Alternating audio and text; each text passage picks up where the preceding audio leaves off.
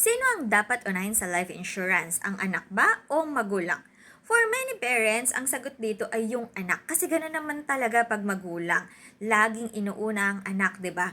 Pero ganun din ba dapat sa insurance? Let me ask you this. Una, sino ang may income? Life insurance protects income. Ikaw ang may income. Ikaw dapat ang may insurance. Kasi kung may mangyari sa'yo, paano na ang anak mo? Pangalawa, sino ang may financial responsibility? Ang anak mo wala pang obligasyon yan.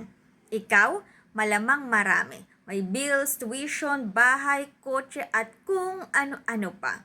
Kung insured ka, mako-cover yan kung may mangyari man sa'yo. To my fellow parents, hindi po selfish na ikaw ang maunang kumuha ng insurance. Mas okay nga po iyon at mas dapat po iyon. Protektahan mo muna ang sarili mo dahil ikaw ang bumubuhay sa pamilya mo. So get your insurance today. Send the message now.